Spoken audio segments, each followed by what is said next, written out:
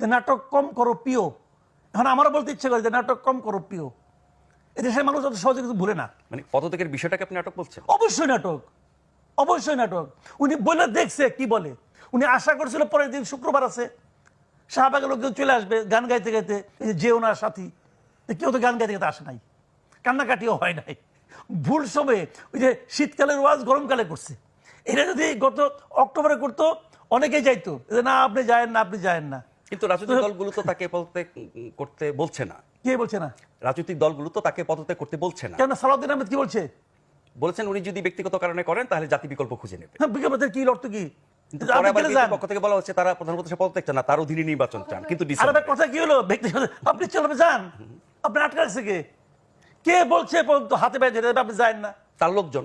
তার লোকজন তো বলবেই, জীবনেও যাবে না, না খেদাইলে যাবে না। তবে কোথায় ধরে খেদাবে এর জন্য দেখার জন্য ওয়েট করেন। আপনি যেটি বলছেন যে পদত্যাগের কথা বলার পরে আশা করা হয়েছিল যে শাহবাগের লোকজন জড়ো হবে, কিন্তু এই গত কয়েকদিনের মধ্যে একটি বিবৃতি নিশ্চয়ই আপনি খেয়াল করেছেন, প্রধান উপদেষ্টার দপ্তর থেকে, প্রেস উইং থেকে পাঠানো হয়েছে। সেখানে বলা হয়েছে যে দায়িত্ব পালন যদি কঠিন করা হয়, বাধা বিপত্তি আসে, তাহলে জনগণকে সাথে নিয়ে মোকাবেলা করবে। এই ধরনের বক্তব্য আমরা মানে মাঠে ঘাটে রাজনীতিবিদদের মুখে শুনি। সরকারের এরকম বিবৃতি কি তাৎপর্য বহন করে? এটা হলো জানেন, তারা পুরনো রাস্তায় হাঁটতেছে।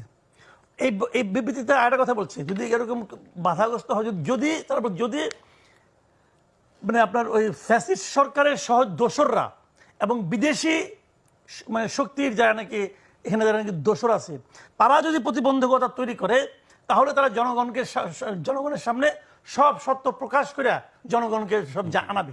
এই তো বলছে। মানে এই যে সেই বিদেশি শক্তিগুলো কারা, কোন দেশে? আমি এটি বলছি আপনাকে, এই কথাটা কাজ তাদের অপছন্দ হবে। তারাই হলো গিয়া পরাজিত শক্তির দোসর, তারাই হলো বিদেশি শক্তির এখানকার চামচা।